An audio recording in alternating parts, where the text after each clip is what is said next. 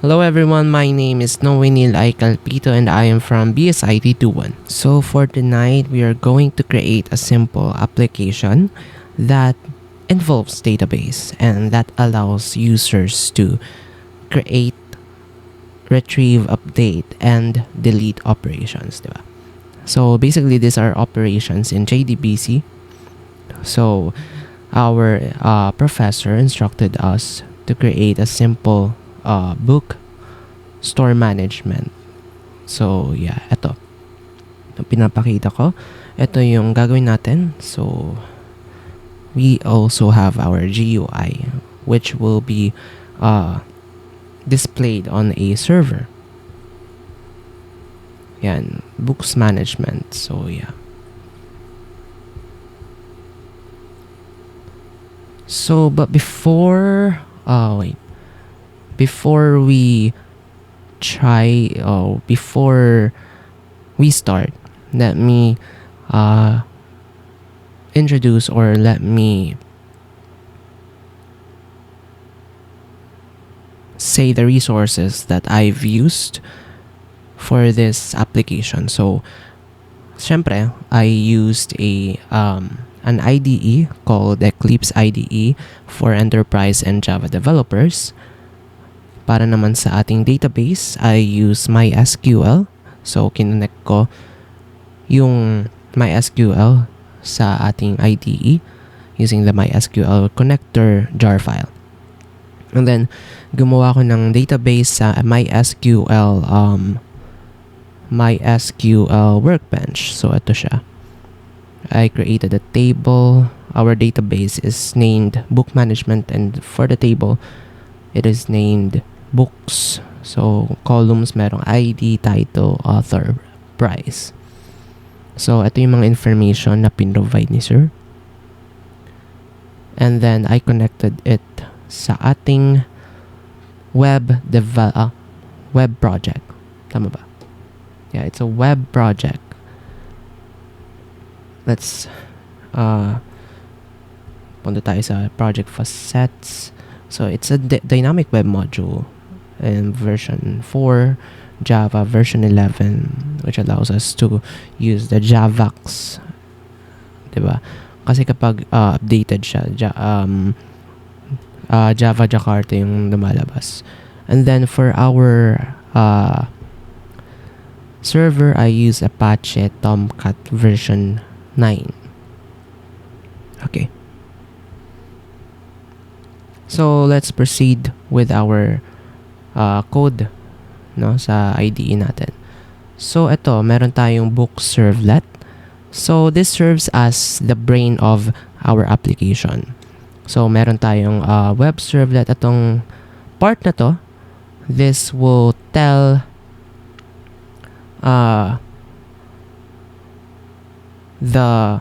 or kapag nag-i-input or kapag may kinreate na form si user na for servlet, dito siya mapupunta sa room na ito. Let us assume it as a room that executes a command.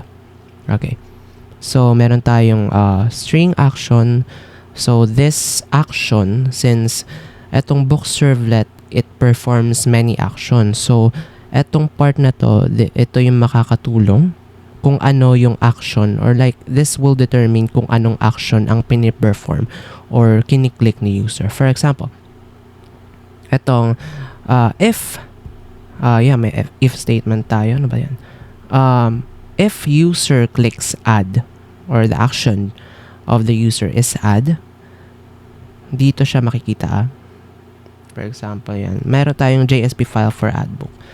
Ayan. Itong add book is connected sa book servlet. So, kapag pinindot ni user ang add book, dito siya mapupunta.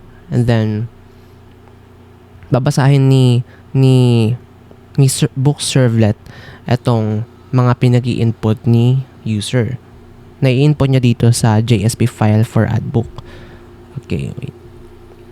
Diba? Ito. It allows the user to input itong part na to. Mag-i-input si user ng ng information ng book na gusto niyang idagdag doon. So, merong name, title name, author name, and then yung price. So, as you can see, meron tayong method dito. Or like, ito, mga method, align. Ito, hidden. Itong nakalagay na hidden. Hindi siya nakikita ng user, but it is important for the book servlet para malaman niya kung ano yung action na gagawin niya. Okay? Since naka-add siya, dito siya mapupunta sa add. As I said earlier, kapag itong part na to, siya yung babasahin niya yung in-input ni user. And for this part naman, isasend niya ito kay database para sabihin na, hey database, nag-input si user na ganito, update mo tong database mo. So, mag-add ka ng row na merong information na kung ano ang inilagay ni user. Okay. For update naman, dito siya sa edit book na JSP file. So, etong part na to, this will determine kung ano ang kinlik ni user na ID. 'Di ba? Meron tayong ID sa table natin. So, it is a unique it's like a unique identifier for every book. So, kapag pinindot mo yung edit doon sa row na yon, kukunin niya yung ID, then sabihin niya kay database, kailangan niya ng mga information, lahat ng information doon sa ID na kinlik ni user. So, magdi-display siya dito. Ayan. Magdi-display siya.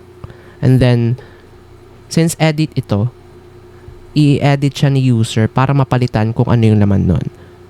So, dito naman, kapag edit ang pinindot ni user, ayan, hidden, ID, value, update.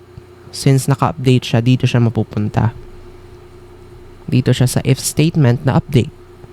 So, ang gagawin niya dito is babasahin niya in-input ni user, then sasend niya yung kay database na sinabi, binago ni user itong information na ito. So, i-update mo siya. I-update mo yung laman ng data mo. Yung laman na data mo. Okay. And then, ito yung magdi-display sa screen natin mamaya. Later on, makikita nyo yan. So yeah, that's for add and update. So, for delete naman, gumawa ako ng separate na servlet for that. So, this delete book, para naman siya dito sa JSP file natin na delete book. Ayan. Same lang din siya.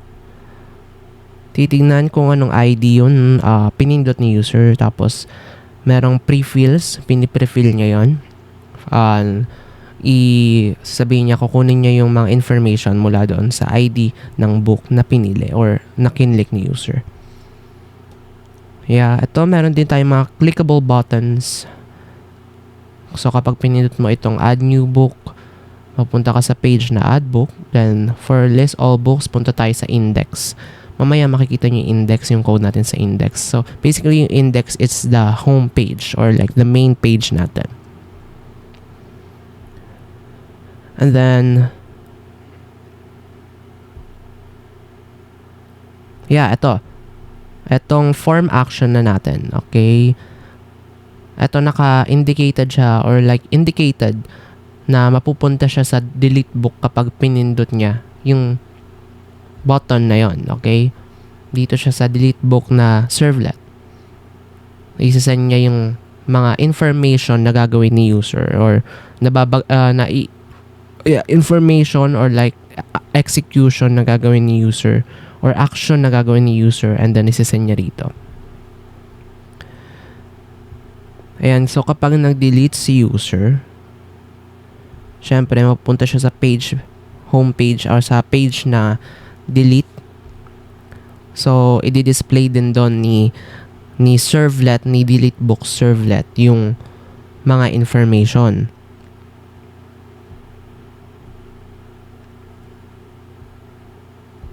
Then, afterwards, naka-read only lang siya, meaning to say, hindi pwedeng palitan ni user kung ano yung laman nun.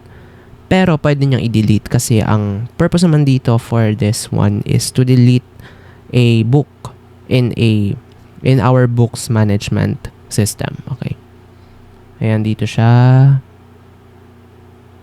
Ayan, kapag pinindot ni user ang confirm, automatically wala na doon sa index natin yung book na dinelete ni user. So yeah, eto naman. Dito tayo sa DB connection. So this DB connection, ito lang yung part kung saan kinonect ko yung database ko sa ating IDE. So ang name ng database natin is book management. Ito yung URL and then the root and the password. Yeah, simply that. Ayun lang. So for index, ito yung pinaka main page natin. So ayan. Dito makikita yung mga actions na pwedeng gawin ni user doon sa homepage natin. Nilagay din natin dito and then in-access din niya lahat ng laman na nasa books table na ginawa natin sa workbench ng MySQL.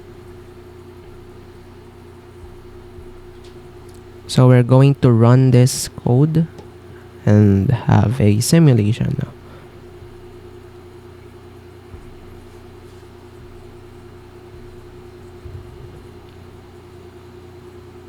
Yeah, as you can see, ito yung index na sinasabi ko kanina. Wait lang, lobat na ako. Hello. Ayan, going back. Ito yung index na sinasabi ko. Basically, ito yung homepage natin kung saan makikita natin yung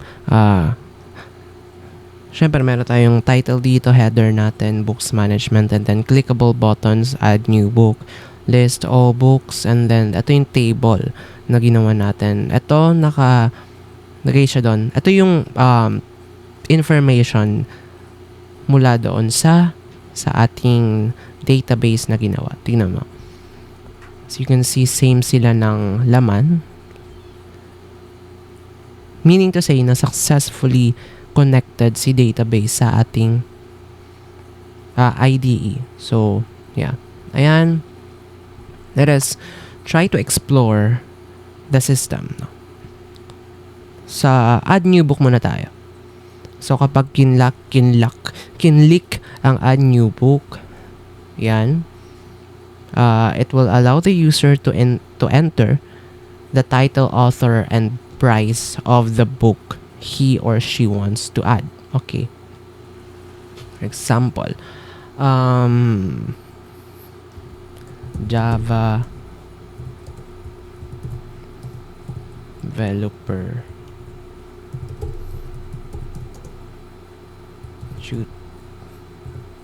tutorial. Ayan. Then, authored by me. And then, gawin natin siyang 12. It's $1, no? Oh.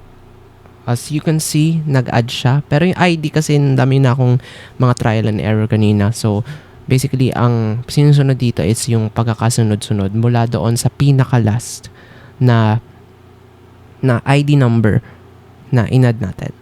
So, yan. ID number 20. Tapos, ayan. So, let us try to delete or edit. Edit muna tayo. So, kapag may binago ka dito, for example, ayan. Lagay natin si Sir. Ayan. Ryan Evangelista. Ayan. Tapos, ibayin din natin to. Tapos yan. The amazing programmer. Wow. So, kapag in-click ang confirm, as you can see, nagbago siya. Nagbago siya. And then, let us try to delete this one. para malaman natin kung na-delete talaga siya. Okay. Oh, na-delete. So that is for the functions or like the actions that the user can do. So, eto dito. Try natin kung gumagana rin itong mga nandito. Add new book. Punta siya sa add new book. List all books. Punta siya ulit sa index natin. Tingnan din natin dito. Add new book. List all books. So, that's it for this application. This is just a simple and may mga, syempre may mga flaws din siya na kailangan pang baguhin. Just like the ID number, we can definitely create or create a command para